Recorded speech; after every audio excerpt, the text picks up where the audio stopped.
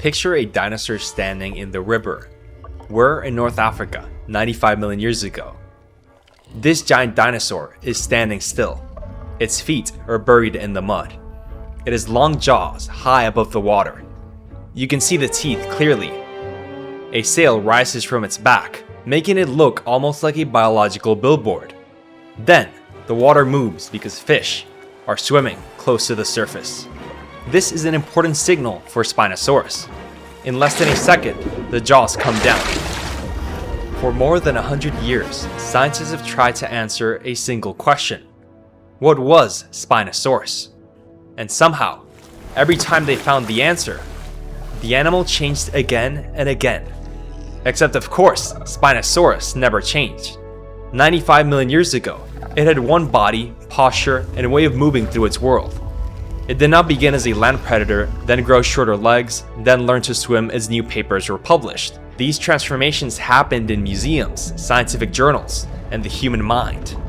What we call Spinosaurus is really two animals, the one that lived and the one that science is still trying to reconstruct.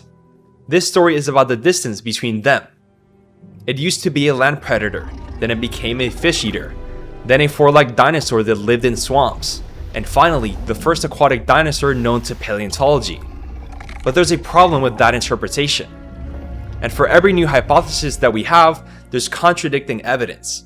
You could say that Spinosaurus broke paleontology because the evidence transformed it into a mix of animals living in diverse niches. Its story begins with the discovery of an incomplete skeleton. In 1912, in the Egyptian desert, a fossil collector named Richard Markgraf uncovered the remains of a strange creature. German paleontologist Ernst Stromer later described it as Spinosaurus aegyptiacus, or the Egyptian spine lizard. The bones were bizarre from the very beginning. The jaws were long and narrow, the teeth were conical, somewhat like a crocodile's and surprisingly less like the knife-like teeth of meat-eating dinosaurs. And it had spines rising from its back that were tall enough to support a sail. But the fossil was incomplete. That was the problem. We didn't have anything close to the full body, complete limbs, or even preserved soft tissue or exceptional preservation. We had the opposite, just little pieces here and there. And then, in 1944, there was an important shift. During World War II, the museum in Munich with the original Spinosaurus remains was bombed. The bones were destroyed. The most important Spinosaurus fossil in the world became ash. Spinosaurus had now gone extinct twice. The first time, the animal died and its body entered the rocks. It fossilized millions of years ago. And the second time it went extinct was in April 1944, where the evidence that we had of it was what disappeared. That is a different kind of extinction. We didn't just lose an organism, we lost the ability to ask new questions about its bones. At least for the holotype. A photograph preserves the shape, a measurement can preserve length, but neither can be turned, studied up close, scanned, or sampled. For decades, scientists were left with drawings, photographs, notes, and fragments. This is a significant detail, the incomplete nature of its remains, which has been the subject of debate. Spinosaurus became a famous dinosaur whose body had almost vanished forever. And when a fossil disappears, imagination rushes into the empty space to fill in the missing gaps, and we start theorizing and hypothesizing. And throughout much of the 20th century, Spinosaurus was often imagined like a typical bipedal theropod with a sail attached. Due to the interpretation of the time, you could say it was leaning towards the classic dinosaur monster archetype. But that was precisely because of the time range we're talking about. However, the skull always suggested something different. The jaws were long, the teeth were smooth. The snout appeared to be less like that of a land predator built to tear flesh, and more like an animal built to grab slippery prey. Stuff like fish that would be struggling and could be further controlled with the claws and the snout. This was the first clue.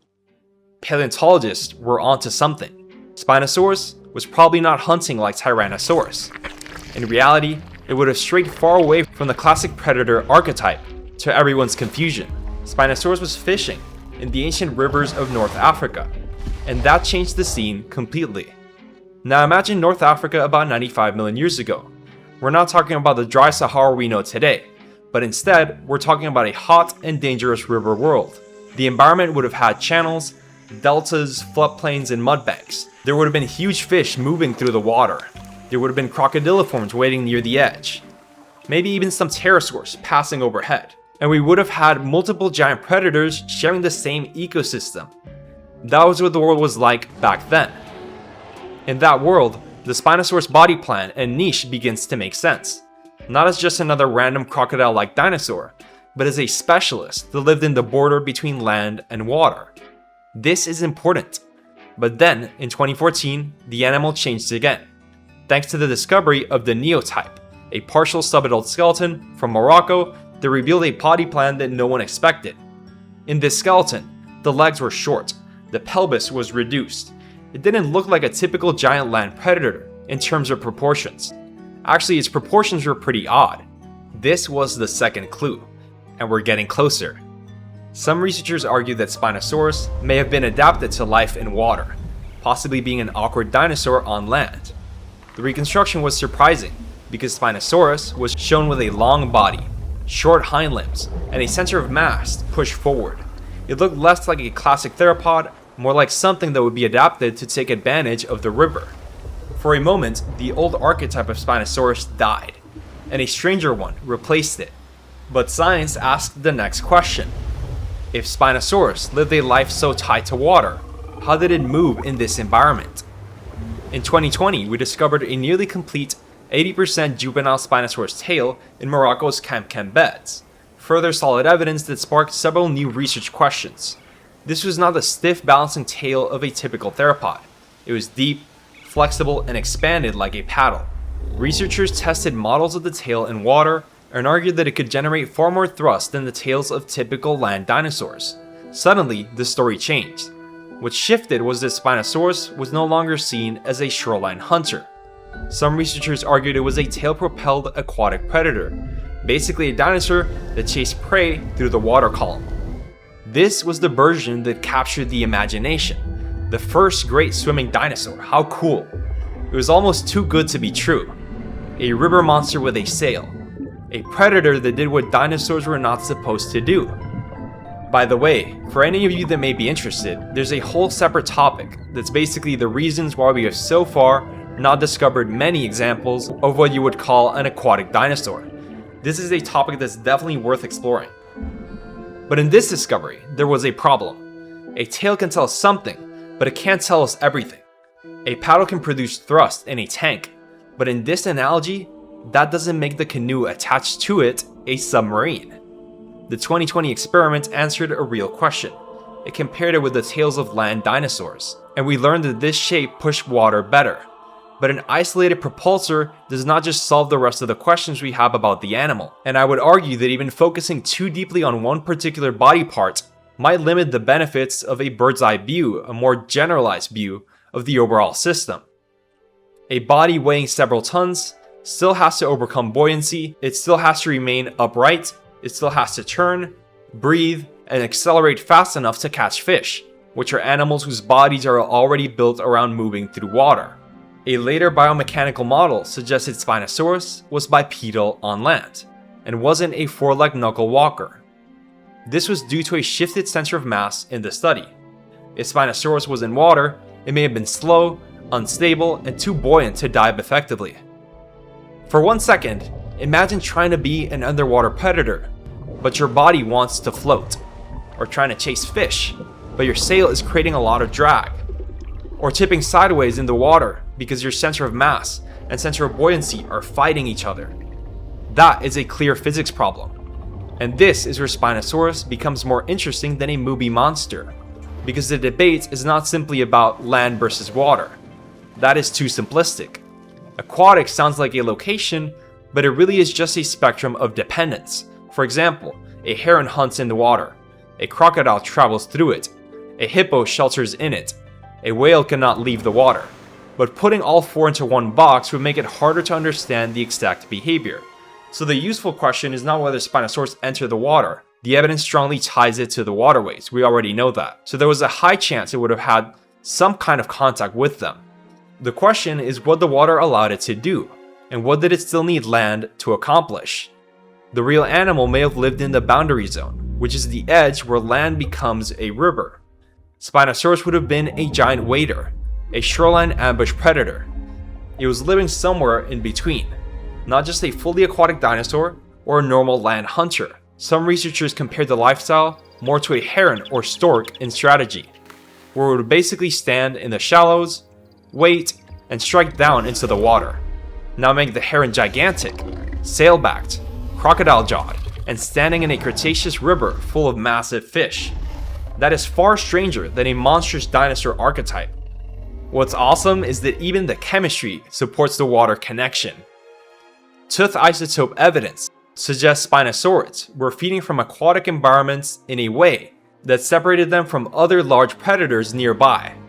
So the old image of Spinosaurus as just another land carnivore does not really fit the bill, but the image of Spinosaurus as a deep water pursuit predator may not even work either. The animal lives in the midpoint between these two theories. And then, in 2026, the story changed again. A new species, Spinosaurus mirabilis, was described from the Sahara. We got new clues about what this kind of animal was becoming.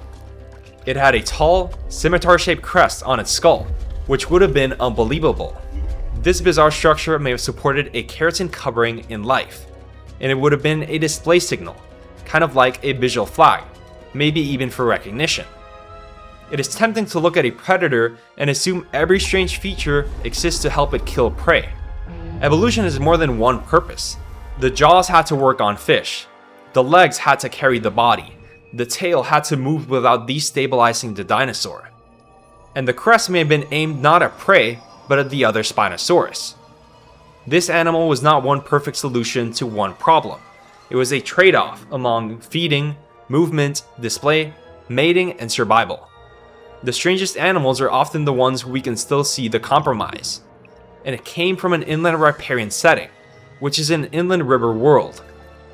What this means in practice is that Spinosaurus mirabilis lived approximately 300 to 600 miles, or 500 to 1,000 kilometers inland from the nearest ocean coastline. This matters because it pulls Spinosaurus away from the fantasy of it being like this kind of sea monster, and more towards something specific, ecological, and unique. Spinosaurus was a giant predator built for the margins. It was a creature of riverbanks, shallows, flooded forests, and muddy channels. The sail and crest may have been for display, its jaws were adapted for fish. The body was a bit of a trade-off.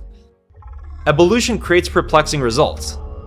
Almost a work in progress, you could say. And this goes back to the time when we figured out Spinosaurus, which definitely wasn't in 1915, nor 2014, or 2020.